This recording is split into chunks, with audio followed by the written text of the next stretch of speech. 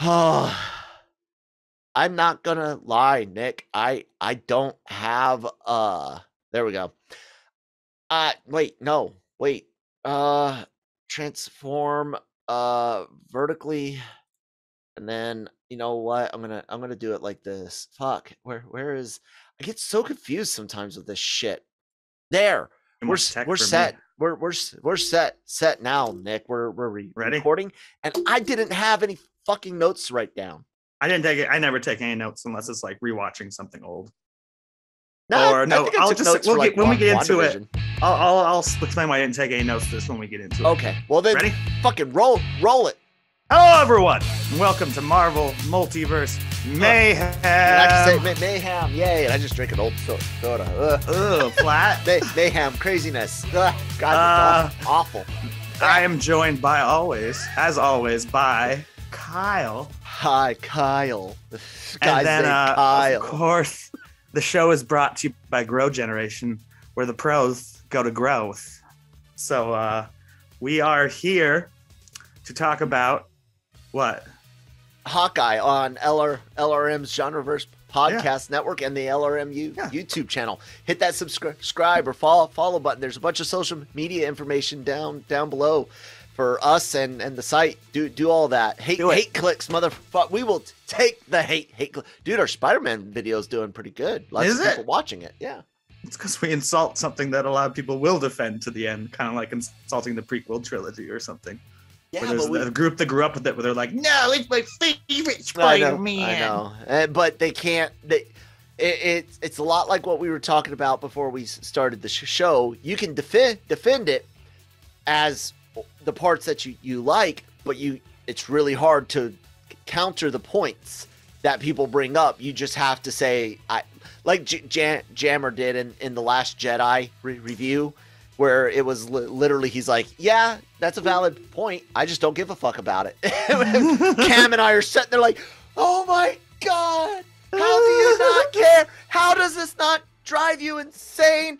We hate you with a passion. I hate sorry you. Sack of You didn't even cut off your limbs. carbon atoms would have been better off a lump of coal. Woofta. But yeah, we're no, to discuss it's fine. the first two episodes of Hawkeye. How are we doing titled this? What? How are we doing? First episode and then second episode? Yeah, let's just do them both. We can even do it together if we want. They're released the same day. Chapters. It'll make it easier for me. Okay, so we'll chapter one. Episode. Chapter 1, Never Meet Your Heroes. Or Hero, I think. And this is okay, so I was gonna ask something, but I can't remember. Initial reactions. Don't forget, at the end I wanted to ask the Christmas question. Is this the true Christmas show, or is it like some people don't consider Die Hard one? Too early, I think. Okay. But we can discuss what we think at the end. But I want to actually kind of start off with a question for you, because if you guys see me reach out towards my camera, I'm trying to reset the focus.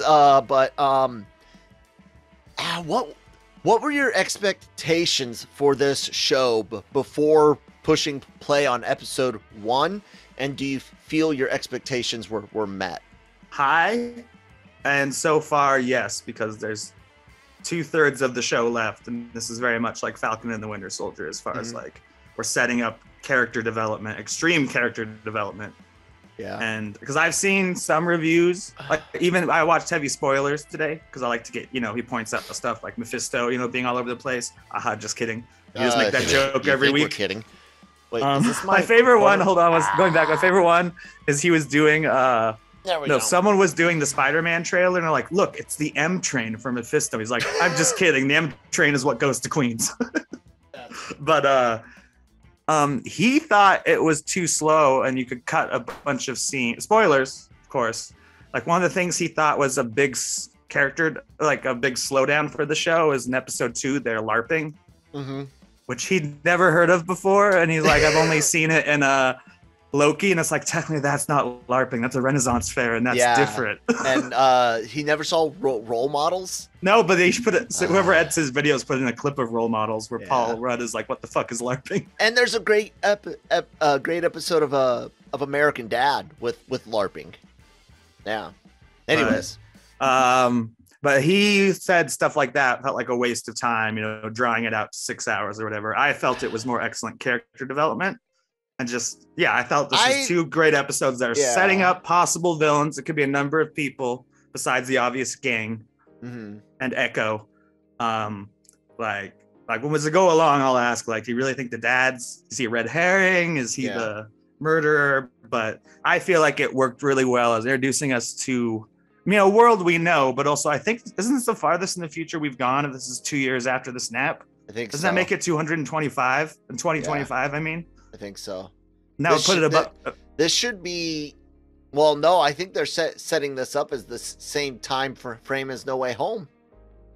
So that was my question.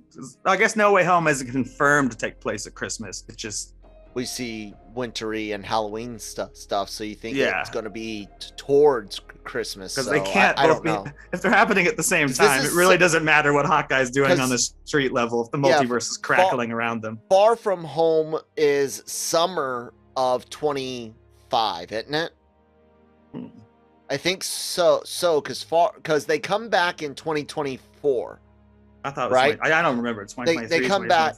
It's 2024 because it's five years. This is 26 because they said this is the guy who made the show says this is 2 years after the snap. So like almost the snap like 1.5 year after WandaVision and Falcon and the Winter Soldier. Okay, so then it's got to be winter 25. Far From Home was summer of 24. So then this might be ahead of No Way Home. I don't know. In the future, I guess it doesn't matter. But to answer my first thing I said I was going to say when we hopped on, I didn't take notes because this feels like even more straightforward than Falcon and the Winter Soldier. So far, It's like Loki and Wanda. It's like, oh God, could that mean something? What does that mean? This one's even less involved, I feel, than Falcon and the Winter Soldier. It's not even talking about the snap. Yeah, small mysteries with the characters that we see, not necessarily larger stuff. I'm not gonna lie, this is fine, but I was a little let down. I expected more Christmassy from the get-go. I do think it moves a little slow, not awfully. Maybe these could have been 35-40-minute episodes instead of 50-minute episodes. But I would say if I was expecting an 8. This is a 7. So, but I think we're getting into the best. Oh shit. Yeah. Like we've done. Like we're just talking. I think the clip they show us on Disney Plus is going to start the next episode where they escape from the. Yeah. What are they called again? Which is right out of the comic, but they're like there's a joke about what a stupid name. Tracksuit Mafia. Yeah. And someone pointed this out. One of them is a Skrull in Loki. There's a Skrull in Loki wearing a tracksuit. And they're like, wonder if. But if he's there, that means he's a variant anyway. Yeah. So we'll see. Anything's possible. But yeah, that was kind of my initial reaction. I expected it to feel more Christmassy, and I'm not going to lie. I have such an aversion to musicals that I felt like Hawkeye and his family watching. It was supposed to be terrible, dude. It's the worst of the worst of Broadway. Like, I can do this all day. He sings that at least twice, and I was like, I love the reference. Ant-Man joke. Ant-Man is like, he wasn't there. I know, no. But my favorite musicals are weird and twisted, like Little Shop of Horrors, Nightmare Before Christmas, and Hedwig and the Angry Inch. I didn't know that was a musical. Hedwig and the Angry Inch. That's a book, or is it based off a book? No, doesn't matter. I've heard the name before. I've never seen it. It's a musical that became a movie and then a musical again. NPH played Hedwig, which is a gay guy that goes for a sex change surgery to get to America to leave East Germany. But the U.S. military person that they agreed to do it with turned out that they didn't really want a effeminate trans. They wanted a gay partner, and so since they have all but 1 inch cut off in a terrible East European surgery. Oh no! Hedwig is left with nothing but an angry inch of a. I've heard that name so many times. I've always figured it's a book within the Harry Potter universe or something. A good. That name is so. No, it is such a good musical though, because it's funny and over the top, and it's got some really great songs that fit outside of the musicals scene. You think Sugar Daddy and Midnight Radio, like those are on my playlist. They sound like just regular songs. It's all awesome. And NPH and Lena Hall fucking killed it in their revival. But anyways, we're not here to show how much theater Kyle knows, despite claiming how awful he hates. We all hate theater musicals. And then have at least 10 that we love. Yeah. Well, I love I should say I love theater. I'm not a musical guy, but yeah. Oh, okay. Well, I was even specifically saying musicals. I would say I hate musicals, but I could probably name 5 to 10 that I would die to see. But anyway. Yeah. Anyway. So Roger's the musical. Roger's the musical in the episode "Never Meet Your Heroes." Yeah. One of my first things I loved about the show is the opening credits don't involve our Hawkeye at all. The opening credits is all Kate Bishop. Mm-hmm. It's really cool because. Yeah, that's in the post credits. You have them both. You know, the literal credits, not the post credit scene. You have them both, and the style. Oh my god, it looks like the comic by Matt Fraction. So hardcore. I just don't like how stiff the animation is in that. You know what when it first started, I was because of some certain rumors about a big guy in a white suit that's bald that might show up, and it's just rumors at this point. Yeah, I've heard rumors too. I immediately compared it to the Netflix intros because this did feel a little different than the other Marvel. The other ones didn't have a real intro shows, week, except for What If, which was really generic.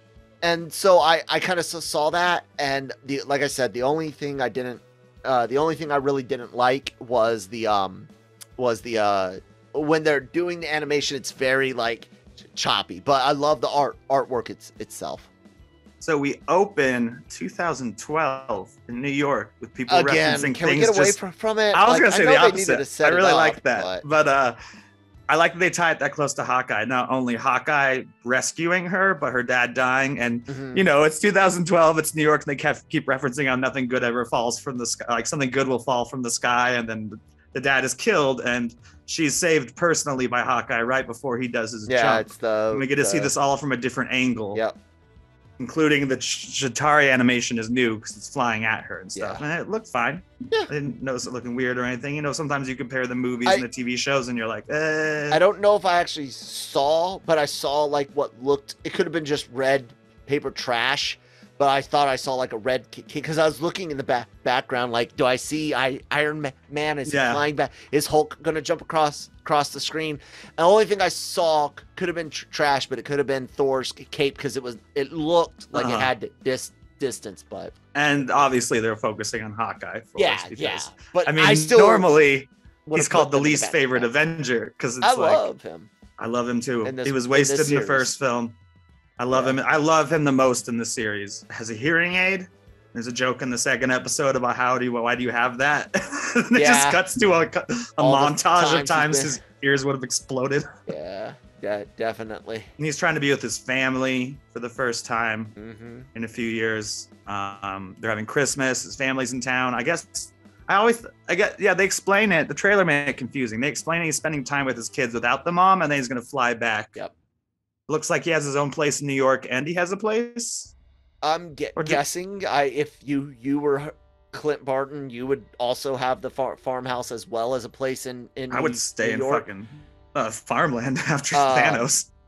Oh yeah, but I like the Thanos was right on the toilet. Oh my god, I laughed so hard, especially after he has the Black Widow trauma, and then he looks at that, and it's like, it's such a call out to fans. I'm always a Thanos was right. Cylons were right. Megatron was right. If you guys don't realize, I hate your entire species and really want to wipe it out. In the end, after Eternals, it's more clear that Thanos was right because Thanos stopped the emergence without knowing it. But yeah, I think he could have snapped away half the Celestials too.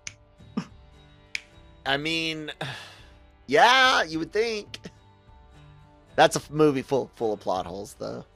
Oh, it is. So we're here to discuss Hawkeye, which I feel is less plot holes. So we meet Kate Bishop. She's been training for years. She was training before she saw Hawkeye and want to not avenge her father, but protect people like she was protected. But she, the opening credits show that she's basically an Olympian at fencing and archery. Dives hard into everything it's going to take to become the next Avenger. She basically goes through a training program that's probably more rigorous than whatever Shield did to Hawkeye. No, but yeah, she does quite a bit. Nothing. She's cocky. Yeah, nothing she did ever put her training against live fire or anything. So that's what happens in SF type training and shit. I'll tell you. Never been to Budapest. True, yeah, never been to Budapest. Budapest, that's right. I'll tell you one of the freakiest training events ever in the military is the live fire buddy firing exercises, where legitimately you're going to move in front of someone who's going to shoot from behind you. There's specific safeties that are designed. You have a certain lane. You can't aim the weapon out of it, but it is still the thought. So the thought that fire is being shot past your head. Yes, but you have to within reason and safety, and you do it with blanks first. You do it dry fire, where you're saying pew pew or bang bang bang, pew, pew. And then you have blanks. Like the LARPer guy, which we'll get to. Right, and then you do actual. Hey buddy, I'm cover me while I move. I got you covered. And then there's the big culmination of event at the end of basic training. I'm speaking for the Army when I went through training in 2003, where you, after a 15-kilometer march, about 12 miles, you do an assault on an objective. You have to low crawl, belly crawl under barbed wire, and then assault a hill, all the while live machine guns, usually 240 Bravos and 50 cals, are shooting live rounds, and then there's artillery simulators to go off. Every now, of course, the live rounds are so far up ahead, the drill sergeants can stand up and still not get. But you have live, and there's tracers every 4 or 5 rounds is a tracer, so you can see these goddamn things going over your head. So Clint probably got some of that. She didn't, but it doesn't take away from what you can do through martial arts training, archery training, fencing training. So yeah, it's definitely and the fact that she did it herself just to fucking get to that level is very cool. Yeah. Hey. Thank you for your service. Oh, whenever you bring up military stuff, I should always thank you, because you're also the expert on that. Whenever we're talking about Falcon and the Winter Soldier or something, you're like, wow, this is more accurate. No, we all appreciate it, don't you guys? Oh, well, thank you guys. Love you, Kyle. Anyway, so this first episode's mostly about meeting Kate, because we've seen Hawkeye across a number of movies, even though he's one of the only Avengers not in all 4 Avengers. He's the only original Avenger not in all 4 Avengers movies. Yeah. Because he wasn't in Infinity War at all. Infinity War. But then Whedon went overboard and let us see his family and stuff, which I feel like, and they say the show was one of the reasons they greenlit the show was because of the scene with Wanda. It's probably my favorite Hawkeye scene, where he's like, there are robots and monsters flying around out there. I just got a fucking bow and arrow. He doesn't say fucking. I just got a bow and arrow. If you step out that door, you're an Avenger. And that's exactly what the show is, where he's not wanting to, but he's having to mentor Kate Bishop to get her out of trouble, because the main plot with her is she's back in New York, not just for Christmas vacation, but because she got expelled for destroying a bell and clock tower, as the joke is made. She goes home. Her mom is engaged, which she finds out at a party, to a very suspicious gentleman who looks just like her father. But at the same time, the mom's almost more suspicious, and we'll get to that. But they make her go to a party, and at the party she finds out from an old friend of her dad's, I guess, because she used to play at his house or something in his brownstone. Yeah, the uncle of the new fiance of her mom. But she knew him since a kid. He's like, he used to run around in my brownstone or whatever. And she's like, oh, that's actually weird. I didn't think about that. So the guy's house she played it as a kid is uncle to the new person that the mom is marrying. But all throughout it, she's getting suspicious. You know, she steps out because she hates it. Like, she's told to like wear more feminine attire at the wedding, which is how she finds out that her mom is getting married to the swordsman Jax, I think. Yeah, but he makes I was confused by that line because he was like, "You look better than I do," and then he's like, "Maybe next time you wear something more, or at the wedding wear something more feminine, so you don't show me up." So I don't know if it was necessarily. Still, you know, you see her expression. That's still like a smile more moment in Captain Marvel. It's one of those lines where Marvel is trying to appeal to one side without alienating another, and it just comes off weird. It fit for me, especially because she was obviously dressed in a suit to spite her mother, who told her to put on that dress. So she like reverences a dress, and she shows up in a suit. If he had just said wear something more girly at the wedding without the so you don't show me, or so we're not competing, then it would have hit exactly the way I think they wanted it to. But again, it just seems like every now and then Marvel doesn't want to go full High Republic. Minor microaggression, not full microaggression. Yeah, they don't want to go full High Republic with the placations and platitudes to some. But anyways, carry on. So they're at the party. She sees her mom get yelled at by the older gentleman, the uncle of Ahmad. So she follows him. Luckily, she's dressed just like the waiters, which is how he wait staff, which is how he witnesses her, and she's able to sneak into an underground auction with items like everything from a Triceratops skull to items found at Avenger's facility, which I guess damage control or maybe looters had to go through there after we saw it completely destroyed. And there really aren't much Avengers who are keeping tabs on event. Like Happy's off on his Spider-Man journey, Stark's dead, Thor's off planet with Star-Lord. Cap's on the moon. Yeah, Cap's on the moon. Hulk's apparently turning his cousin into the Incredible Hulk. I don't know. That was a weird little teaser trailer for that one. Yeah. But he's helping Spider-Man's trying to be the Avenger, basically. Yeah. So only one left. And the tracksuit gang shows up, and they're mostly after a watch, which we see briefly, and I wonder if it's Stark Tech. Like, that's the watch that covers his hand or something. Maybe. But in the meantime, the uncle bids the Ahmed, you said? Yeah, Ahmed or Ahmad, something like that. Bids against his nephew Jax, for the sword of Ronin. Who, of course, no one knows it, but except for the Avengers, but it was Hawkeye who went on that murdering spree, including against the tracksuit mafia.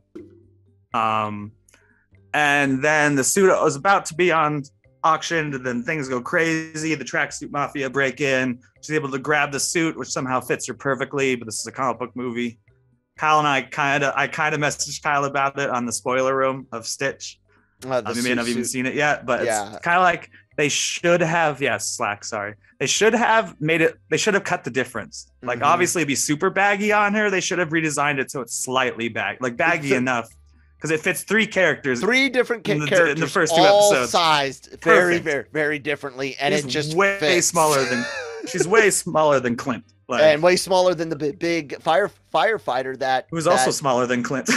I mean, it's just like, I was hoping they'd have a better reason for that, but all they had to do was make it very on her, you know? You could, like I said, don't even use the original costume, just split the difference. Make it look a little baggy. You don't need to give her the exact suit giant Jeremy Renner wore, you know. But is he really that big? How tall is he? I mean, but he's kind of built too. When you put it on a 22-year-old girl instead of a 50-year-old man, I assume he's in his 50s by now. But he is 5'9". I'm taller than he is. So she's able to fight them off. She's 5'8", but he is definitely broader, and that's the thing. She's way thinner, and it fits. Yep. Absolutely.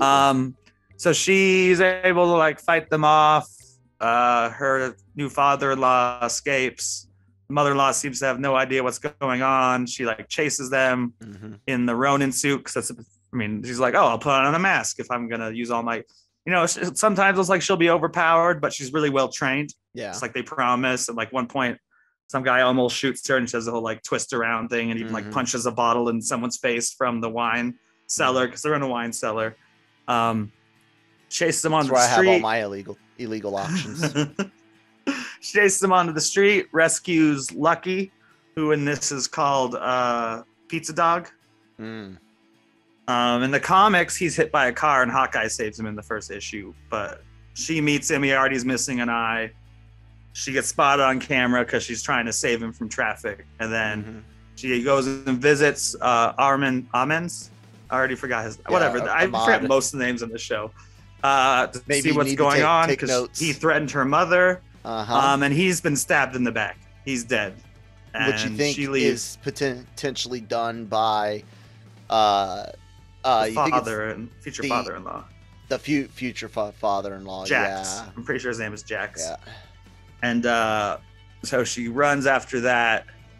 And then they kind of catch her. And that's episode 1. And of course, we've seen Hawkeye sees it on the news and is like, fucking Ronin suit? Like, what the fuck? Is like, I'm responsible for this shit. Yeah. And I make sure this isn't someone imitating me. That's episode 1, right? Did I miss anything important? No, man. I think you got it. And she sees the candy. She does. He makes a verbal line about how he gets his candy monogrammed. Yeah.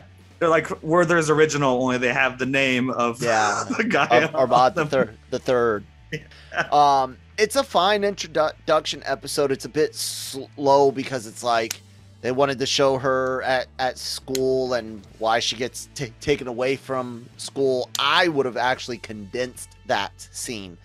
I would have had her coming home and mom just come home for Christmas. No, I'm saying I would have had her coming home and mom been like, "What are you doing here?"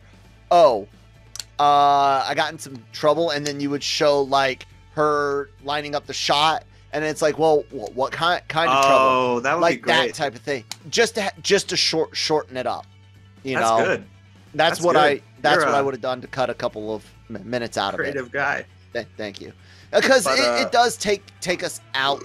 Because we got to see Clint. We see her climbing skills.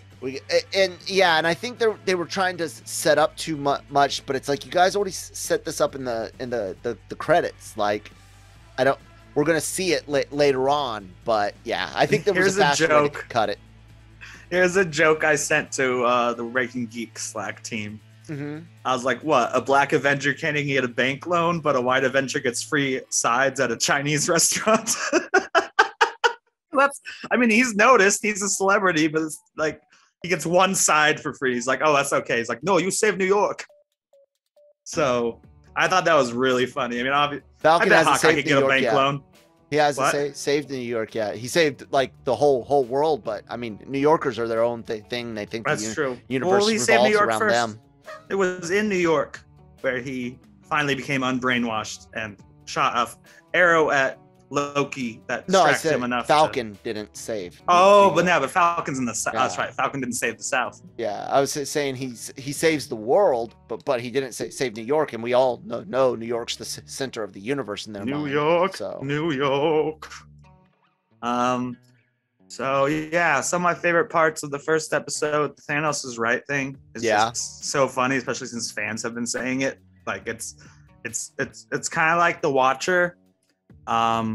Where Black Widow's like, what do? Just like watch us for your entertainment, like referring to us, the fans. And it's like, no, your stories are everything to me. Like, it's kind of like that, where it's like Thanos, something in pop culture makes its way into the rioting itself. Cause they're like, that's interesting that people are typing Thanos is right. Let's just make it a little moment. And of course, that one guy wants a selfie with him in the bathroom. I felt the same way when even before he asks for the selfie, because I've had that a line of urinals with or without dividers, and you go to one and there's like 5, 6 others, and somebody goes to either, if there's more space than You don't come up next to somebody. I will. No. Dude, do you know how many times? Do you know how many times I've straight up been like, "What the hell are you do in a public bathroom?" Somebody you have like 5, and someone shows up next to you on the left. What are you doing? And they're like, "What? Use the bathroom? Why are you next to me? All of those stalls are open. What? We're all. It's not about what we are. It's called common courtesy. I don't want." Like dude, I've showered naked in front of so many dudes, but when I can have some privacy, I want it. And if you violate privacy unnecessarily, it pisses me off. Because then I am wondering, what the fuck are you doing? Are you trying to? I can be scoped out. I don't mind, but don't do it in the bathroom, and don't be like that's dirty. Like I'm pissed. I remember in freshman year of college, YouTube was pretty young, and there was a video made with Sims footage about like man rules, and the man rule that stood out to me was like, you never stand next to another man in the urinal, even if they're all taken except for every other. You wait. Yeah, well, it depends. I don't do that. You gotta go bad enough. The video was exaggerating, where it's like, you wait before you take a spot between two dudes. It's just ridiculous. Women don't get it, but now they're learning about it. Yeah, it was. The selfie thing was funny. We're ready to move on to episode 2. We can after we take a quick word from our sponsors over at Grow Generation. So yeah, guys, take it away. Grow Generation, where the pros go to grow. For all of your cultivation needs, Grow Generation has the right products, service and staff to make your grow successful. Go to www.growgeneration.com, where the pros go to grow. Thank you guys so much for sponsoring the episode. GrowGeneration.com, where the pros go to grow. Down below. Link. Down below, grow those pros. Pro us grow. We are episode 2. 2 came out today I thought it came out to avoid, I guess it came out to avoid coming out after. Wait, no, it is the Wednesday after Far From Home. I mean, No Way Home, right? Or is it the Wednesday before? It's to give room for the Star Wars, Book of Boba Fett. Oh, Boba Fett. Ooh, that makes more sense, because every time they overlap slightly, a Star Wars show or a Marvel show and movie, people are like, oh, are they going to tie into each other? No. I don't think Hawkeye is super ground level, super simple plot. I don't think we're dealing with scrolls. We're not dealing with multiverse. We're not dealing with robots. We're dealing with like the only thing Daredevil type shit we might get is potentially a Kingpin appearance, which has been rumored. We honestly and then potentially don't Matt know. Murdock in Spider-Man, which would be released like the same week. Well, we don't know what episode Kingpin should show up in, but potentially.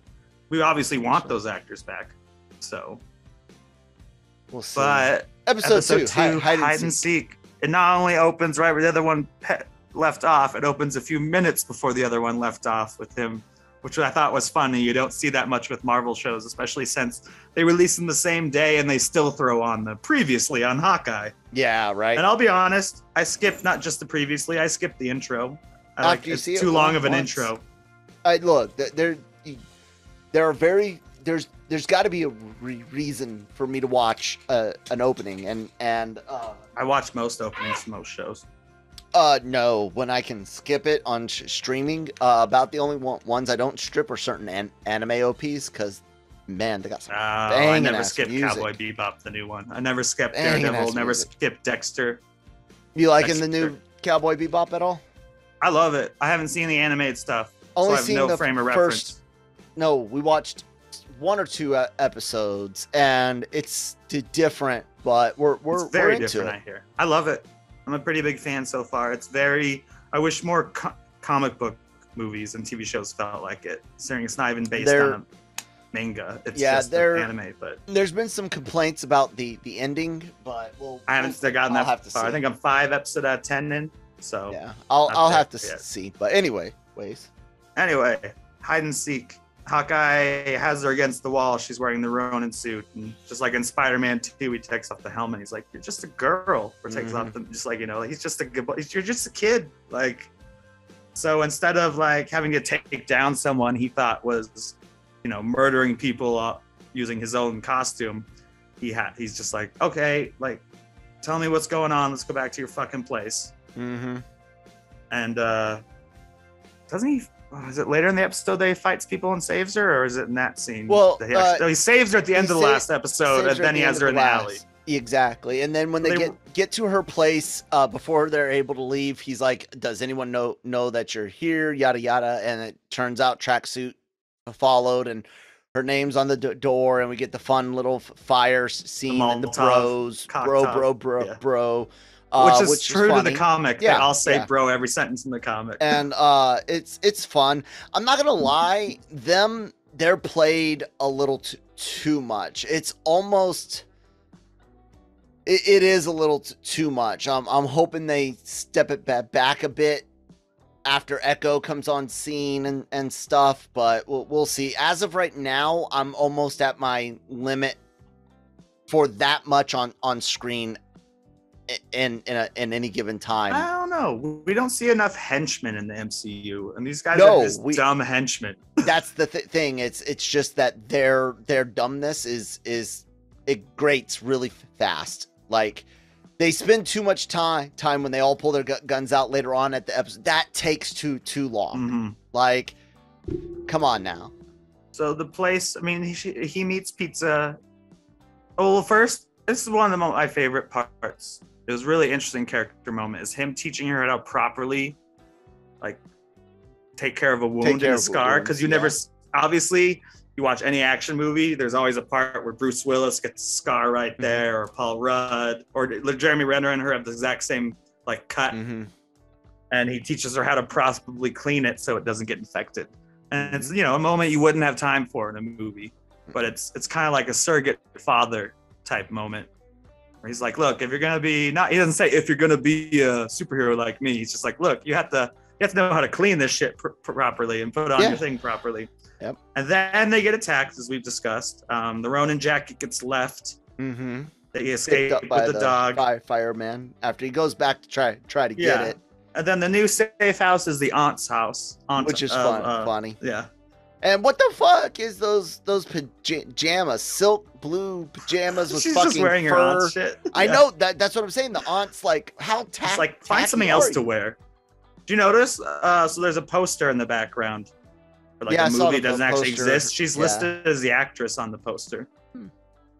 Makes sense. But it's like some very like Marvel concept where it's like, and the dark dimension or something. Or dark universe. I'll say that this I don't like that she and her bishop security is able to triangulate like Clint Barton's phone. My ass.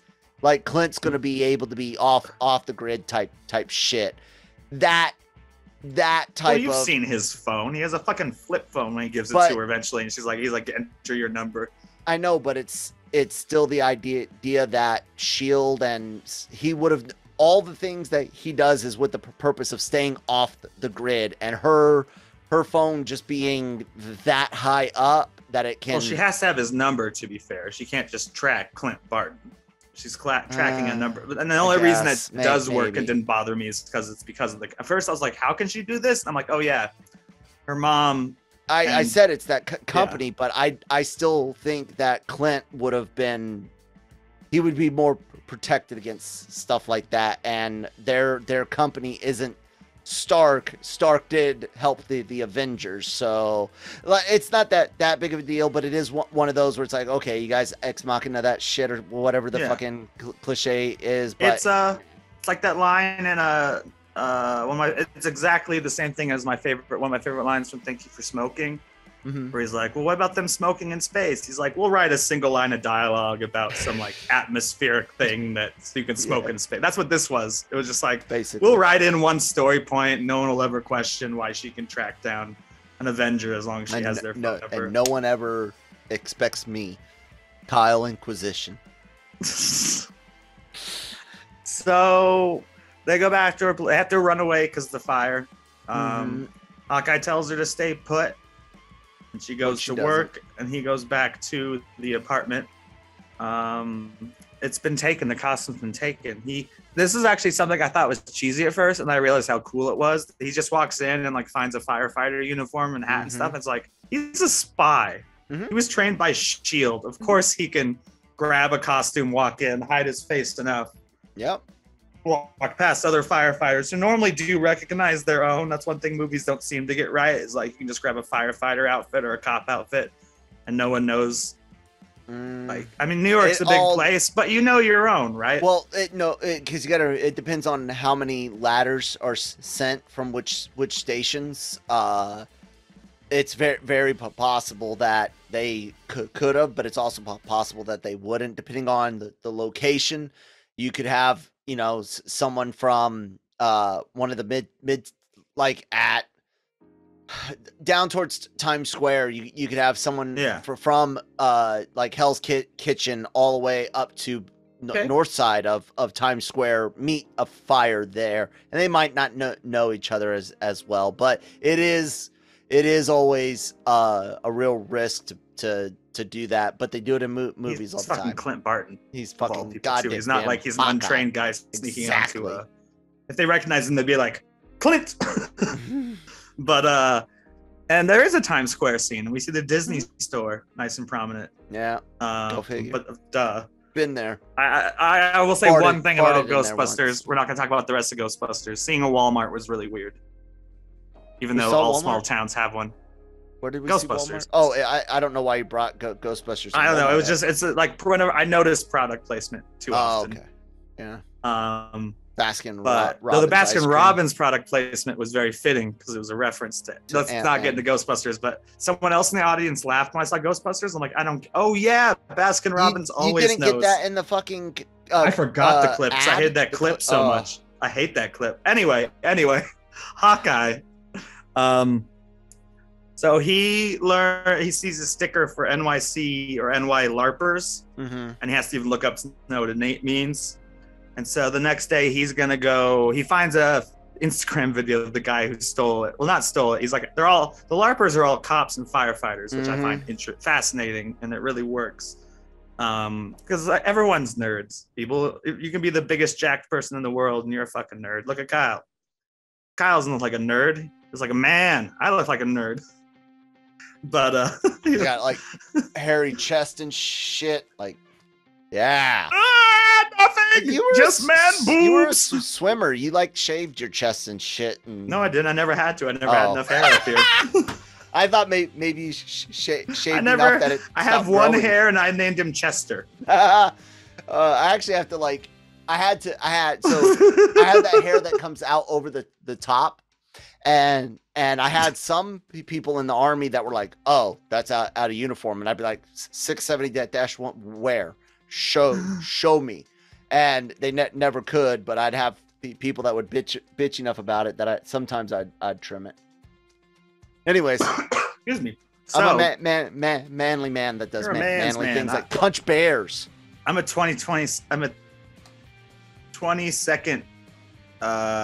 century man, like Kirk or Spock. They don't have any stomach hair. They're perfectly evolved. No facial hair, no stomach hair, unless it's a mirror universe. So I'm a 22nd century man. In the army, all of us that can do this, we don't want it. And all of you guys, no, the fact that we can grow hair, we don't want to grow the hair because we have to shave every day. Yeah. While those babyface motherfuckers can get away not shaving every day. Like this. Assholes. Look at, if you're watching on YouTube, this is like a week and a half of facial hair. Right? So yeah, go ahead. I gotta stop telling army stories. I like them though. So does the fans, I'm sure. So do. But so the next day they have to split up. She has to go into work because she's working at her mom's Bishop Tech or security. Or something. Because and there's other mentions in the episode that she'll start full time there during the summer. And then Hawkeye goes off to LARP. She gets a call from the police. She kind of blows it off. Whenever she sees her future father-in-law, she's always very suspicious. So I find her mom more suspicious, and we can get into that later. The LARPing scene is great. Hawkeye is made. I wish they made Hawkeye wear the helmet too, because it looks like Thor hair, and I was expecting a Thor joke. Yeah, it's like they hand him his suit and the helmet that has like all this blonde hair coming down. And then he just destroys everyone with his real life skills. Yeah. And like slow motion sequences, and then gets to Grizz, who has the Ronin, who stole the Ronin outfit. Well, found it in a burned out house. And he's like, you gotta let me kill you and I'll give it to you back. And he's like, dude, I killed Thanos. Like, like, come on, dude. Like, I fought Thanos. I didn't kill him. There's a big fight. They set it up, and then by dying, he gets the suit back. And he actually makes a little bit of a relationship with Grizz. He's kind of soft on Grills. Grills, that's it. It's Grills. Okay. It's Grills. Because in the comic, Grills is actually a pretty important character that lives in the apartment complex that he protects, which is not an element of this show. Right. That's an element of the comic. So we might see Grills again. Meanwhile, it's a fun little scene, and it's like, hey, like man, help me out. Like, it'll boost my thing. And and he doesn't even want to sign up and stuff. She's like, sir, this is run by the NYPD and the fire department, so I think you might want to follow the rules or you'll be in a world of hurt. And she's even like, I recognize who you are, but it's funny. So that happened. I'm trying to remember what else happens with Hawkeye, because then we get some Kate Bishop drama in her house. She does fencing, the sword fight, fencing with who could Jax or whatever. Jax, who could easily destroy her. It seems like. Well, she's really good, but like she gets accused by her mother of trying to kill him. Yeah. Because he goes, once his mask is off, she goes for the face and move, and he not only gets rid of it, the sword just spins vertically on the floor. Yeah. I mean, and as we saw in the first episode, his obsession is swords, which is also why he stole the Ronin sword when they were being attacked, if we didn't mention that during the episode 1. And then there's a bunch of suspicious stuff. She's like kind of pressing him, and he's pressing her, and he offers her a monogrammed candy, which almost seems like he knows that she knows. Yeah. But at the same time, I actually find her mother far more suspicious, and he seems like almost a red herring and a dupe. I said that to Christine. I was like, I don't know if he's necessarily a bad guy. I have this feeling that they're trying to make him out, and it's like, why would he have that can't? Well, it was his uncle. Yeah. Like, he could have been there because they were having a fine conversation, albeit there's tension there. Well, they're both kind of talking around. Right. It's what feels like, but we don't know what he's thinking. Exactly. So it's like he could, and at any time he would have been his uncle's at any time. Yeah. So. But for her, it's a big clue. This I was at. I can't talk. If this was the third act of a movie, I'd be like, oh, that's the turning point where we learn. Like that he does it. Like, you know, if he was guilty, he's doing it intentionally to be like, oh, I know that you know. Here, I try the candy from my uncle's place where you were looking at the dead body of the guy stabbed in the back because I'm the swords guy. Whereas I do think it's the mother. In the comics, there are multiple iterations of these characters. Jax actually is the guy who trained Hawkeye, which obviously won't happen in this show because he's about Hawkeye's age, and he's called like the Swordsman or something. The mom, is a supervillain in the comics, but she gets killed, not the dad in the comics, and she comes back from the dead as Miss Mask or some nonsense like that. So Hawkeye intentionally gets himself caught. Yep. Kate Bishop goes to rescue him by tracking him. And it was something she was not supposed to do. Yeah. I didn't know I was supposed to bring a gun was also the other one. Yeah. And then they're tied up, and it appears, unless they're stitching scenes together, that Echo, deaf superhero, is in charge of them, or at least is coming out to see them next. Do you know if they're gonna, because she's Asian descent, right? I almost thought Native American. Okay, I'm not sure. Technically, I don't know. Technically, Native Americans are Asian. It could be Asian. I recognize the actress. I didn't know her name. I can't remember. You might be right. She might be supposed to be Native American, which, like I said, by actual indigenous indigenous people. I said Native American. I know.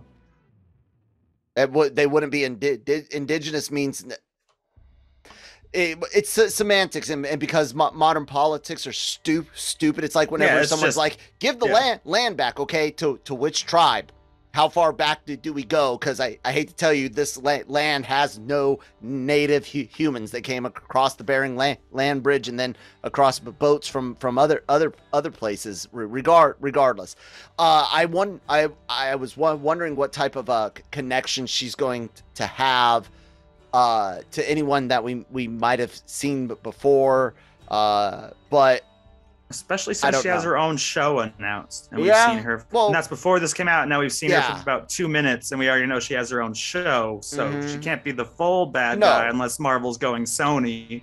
And it's like, here's a villain movie for you, and then another one.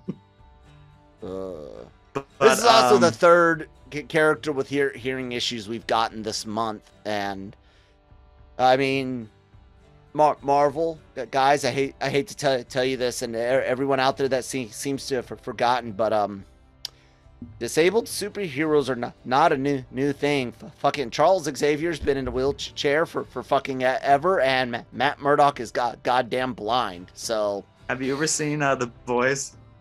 What about The Boys? In season 2, the first episode, they're trying to find a new member for the Seven. And they show Homelander, the deaf guy, the blind guy who can hear, and Homelander just punches his ears so that they're like, his ears are worthless too. And he's like, find me someone better than that. I don't want a fucking blind superhero on my superhero team. I don't know. I don't mind. My whole thing is people that are like, oh my God. And I'm saying this, I'm fucking disabled and brain dead. Like, people that are like, oh, this because I'm just saying. Eternals. What's the third one? Eternals, Hawkeye. And Echo.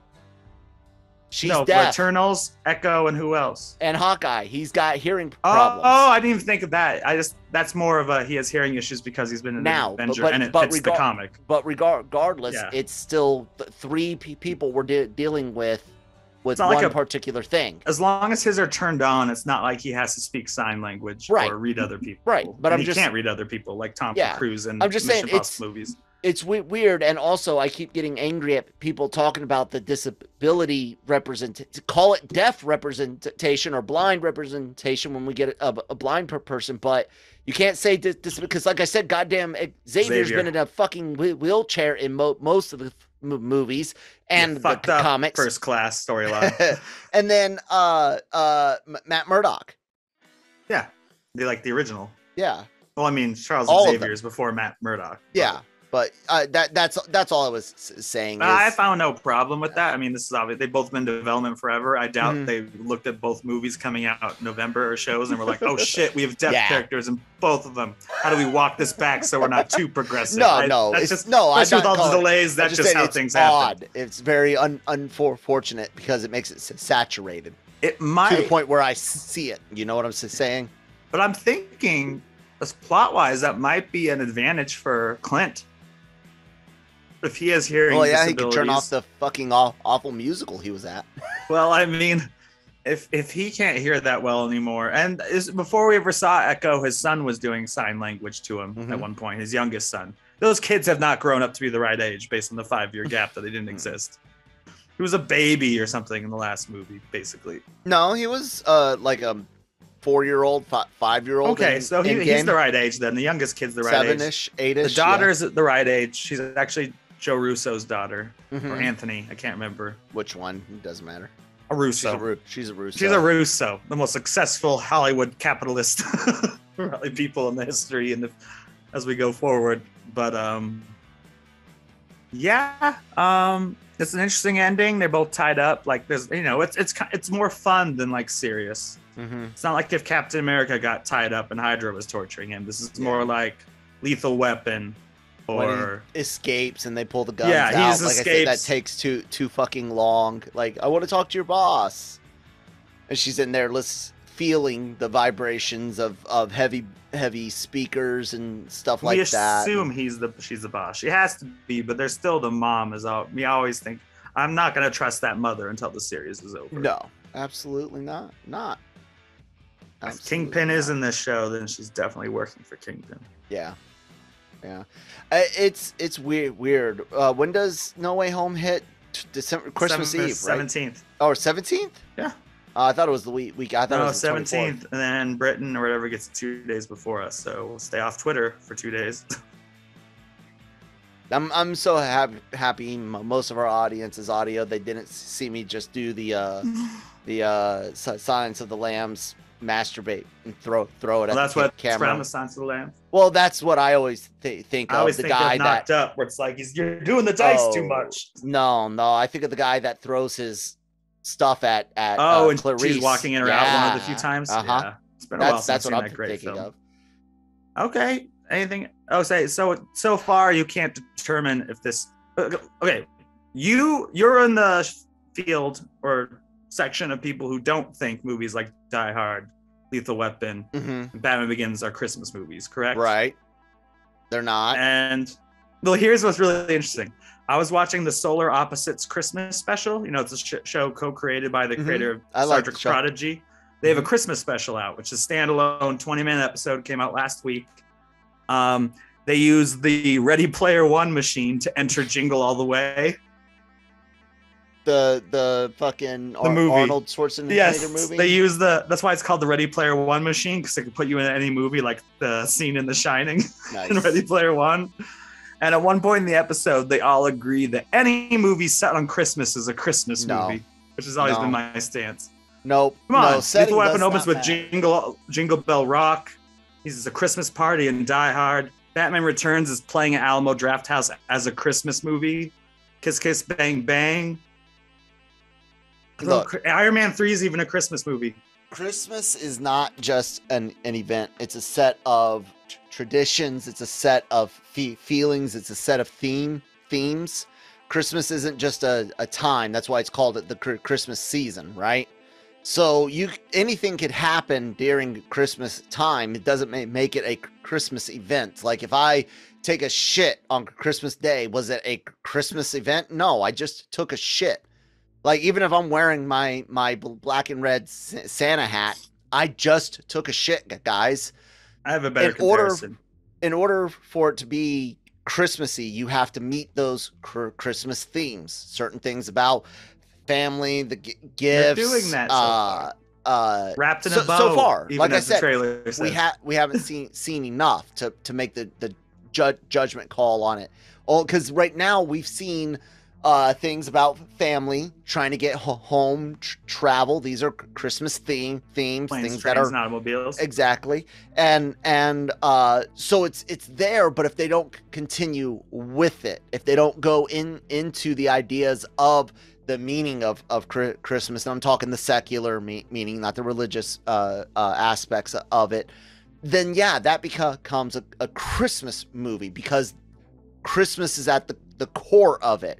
If Christmas I don't think we're getting that in a Marvel show. If Christmas is just, I think. But I have a different definition of Christmas movie than you. But I do consider all the ones I listed as Christmas movies. But if it's just set at Christmas time, but Die Hard's literally at a Christmas party, and he writes, "Ho ho ho! I have a machine gun."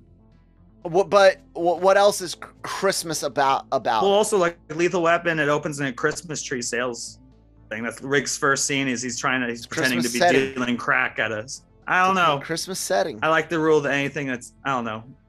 I can't go with that, because that's like saying if I mean take Avengers to 2012, if they save the world on Christmas Day, like the sun comes up on Christmas Day and there's just Christmas decorations in the background, would that make it a Christmas movie? No, but this is already more ingrained in Christmas than that's what I'm saying. It's got to be ingrained and not just have decorations. Decorations is not Christmas. Have you ever heard Die Hard called the holiday franchise? Because every single Die Hard movie takes place on a different holiday, except for the first two, which both take place on Christmas. Mm-mm. The third one takes place on Labor Day. The fourth one takes place on 4th of July. And the fifth one takes place on Valentine's Day. It's called the holiday franchise.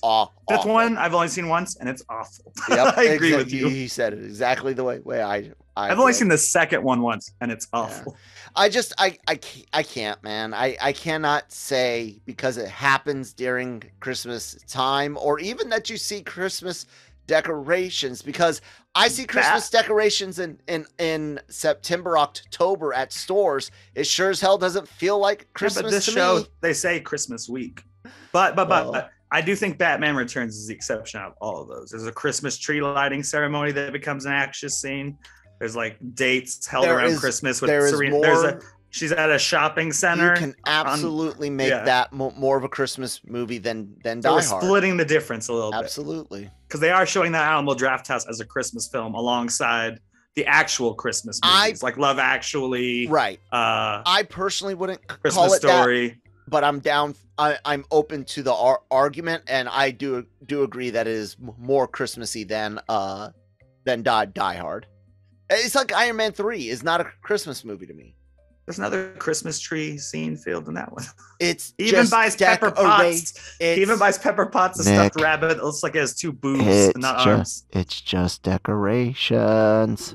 Isn't that what Christmas is to most Americans? No, most Americans get into the idea of family, the idea of gift giving, and not just money gifts or items. The idea of giving time, charity, those Christmas themes. Like I said, having decorations doesn't make it. Walmart has had Christmas decorations since fucking September, so it didn't make it fucking Christmas time. Did it? For when a show is set the week of or the day of, it's a little different. But if you don't make it about Christmas and it's just there in the background, is it Christmas? I think so. Oh God. I don't think we'll ever agree on that, but we'll see if the series gets more into it. And you tell us, as he said. Tell us what you think. Does having just a decoration in the background and it happened during that time, is that enough? All these things had more than just decoration in the background. I've listed scenes that take place in Christmas tree lots. And that's let us know both of those. What does count as a Christmas movie, and how do you feel this is Christmassy so far? So far you have traditional Christmas things of trying to get being with his family, trying to get home. Family. Her Kate Bishop also is returning home during Christmas break from school. You have the idea of promises and broken promises, which goes into some of the religious aspects, but also does cover some of the secular things. You have charity with the dog.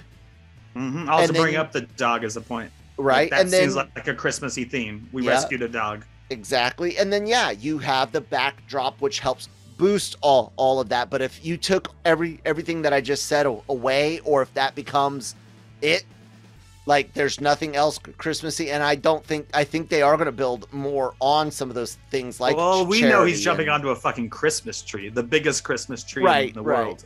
So I wholeheartedly believe and hope, because I really love good Christmas things to watch every year. So I do hope this ends up being a full-blown Christmas show. I'll just let the fans know that during my Christmas rant, I listed my 5 favorite Christmas movies, basically. But A Nightmare Before Christmas. And Die Hard, Lethal Weapon, Nightmare Before Christmas, Batman Returns, and Iron Man 3 are probably my favorite Christmas movies. Yeah, I don't remember. What Christmas movies and... They'd be more legit for you. Home Alone counts as one, I know. Home Alone 100%. Are they both set at Christmas? Home Alone 1 and 2? No, 2 isn't. Here's my top 5 from LRM ranks that I did it with Brian. 5 to 1. Scrooged, Christmas Vacation, Home Alone 2... Home Alone, and then the Santa Claus, which was number 2, and then number 1, Muppets Christmas Carol. I'd love to see how the Santa Claus holds up. I do love Muppets. I watch it every year. I love Muppets Christmas Carol. I watch all of these movies every year. Well, haven't you watched Disney Plus's latest offering? No, I won't watch Home that. Alone, which looks like the worst movie I've ever seen in my life. They can't be any worse than 3 or 4. Those were both awful. And what is it with one? There's a 4? Never mind. Yes. Because 3 I already know doesn't have Kevin McAllister. Nope. I know there was a 4. I thought this was the 5? Fifth one. I don't give a shit. But Brian had mostly the same. He had the Santa Claus, Scrooge, and then a movie I fucking hate. A Christmas Story. I've never seen the absolute worst garbage piece of fucking Christmas cinema out there. Sorry. At that Kyle Malone, everyone already hates me because of my Ghostbusters review. Hey, thank you, Red Letter Media, for several points you and I agreed on, and some I don't necessarily agree with, but you guys were way harsher than I was. But that's surprising. Yeah. And then he has Home Alone and Christmas Vacation. So, yeah. Yeah. Okay. Those are all Christmas. Oh, they definitely movies are, but I through. think it should be expanded past that.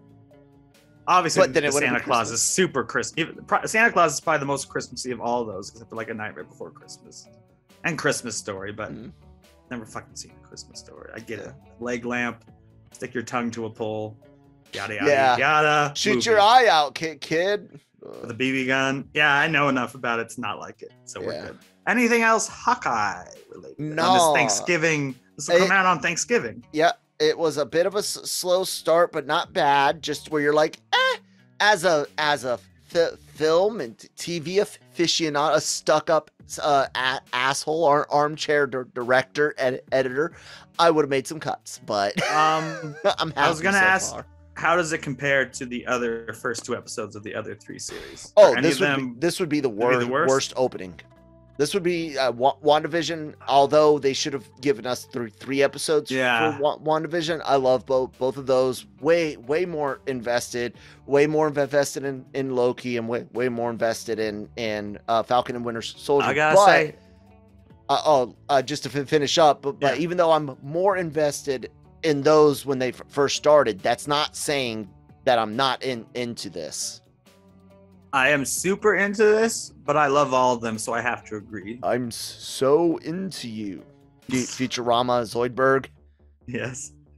Love but that yeah, stuff. this and it's not a fault. I love the series. I think I'm a Marvel fan. One of the only things I've ever admitted I didn't like was the Eternals. That was awful.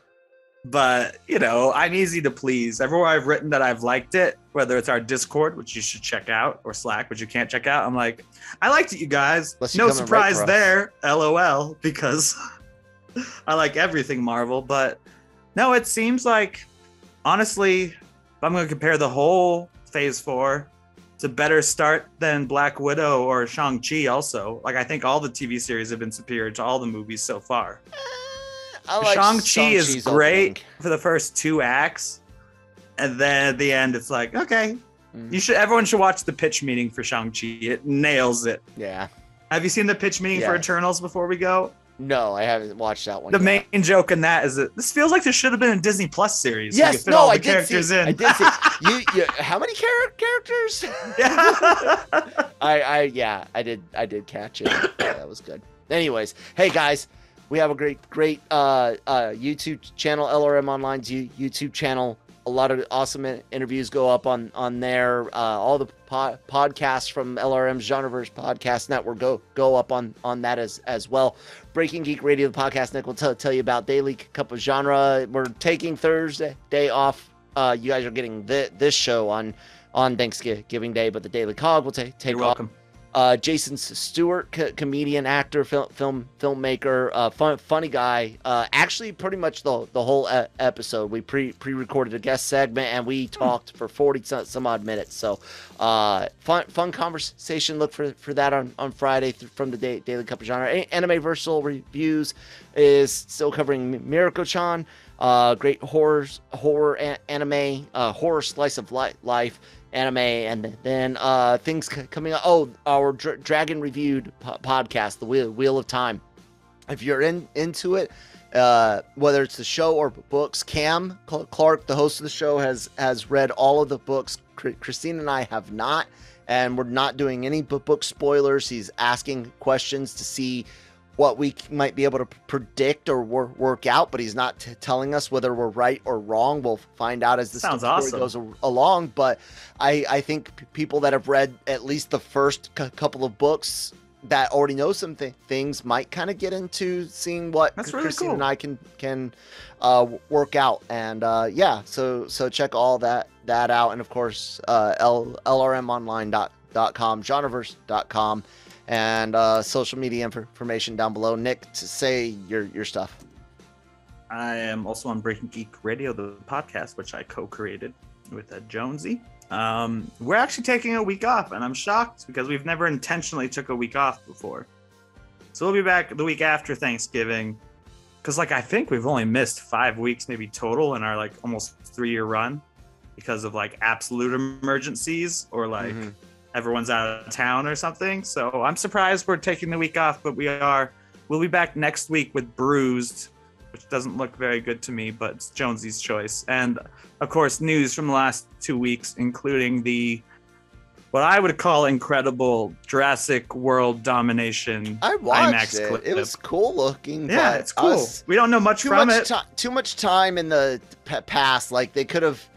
I honestly, well, I was that's like, gonna be the entirety of the movie in the past, and the rest of it won't be in the past. I was gonna say, are we gonna see the asteroid hit? Like that's what I think that's wanted, all we're seeing. You see the mosquito bite, and the descendant of the T-Rex we know from most I like of the how films. they added the feathers a little bit. They tried to make the dinosaurs a little in the more past, realistic because in the past. The point is they've been re-engineered. That's something. That's the retcon reasoning and reality. Well, in the book they say that. Know. In the book they say that they are half monster. They're like, even John Hammond even changed the DNA to make them faster or slower based on what we'd seen in movies before. Okay. Well, yeah, I remember them talking about using extra DNA, but it was a long time before we realized how feathered all the dinosaurs, not all, but most dinosaurs. I can't remember the name of the expert on the set, but the expert on the set said that Spielberg was wrong from movie 1 to not include feathers. Yeah, that's what I'm saying is I don't remember when, but if you go back to books from when you were in school, the Archaeopelix or whatever the fuck is the only feathered one, and a couple of other small ones, and most looked like lizards, So I don't remember when it became known. Before we completely end it, so if you watch the Jurassic World domination clip, which I think should be called Jurassic World War, because there are dinosaurs loose all over the country, there's a scene where everyone's at a drive-in theater and there are dinosaurs running around, and one of my funniest friends, guy from California, we were both the most depressed people in the world and like self-deprecating people in the world. He tweeted on my repost that he's like, why in the world would anyone go out into public when there are dinosaurs around? It's not like we see that during COVID. And it's like, oh shit. Of course people still go to drive-in movies. I went out and about, but whatever. No, exactly. That's the point where it's like, of course you'd still go out. Yeah. Like, we proved that in the last 2 years. Yeah. Damn those dinosaurs be damned. And with that, Excelsior. Enough said. Can we get some dinosaurs to, eat us? That'd be awesome. That would be my way to go here. No, my way to go is I want to be crushed by Amazon.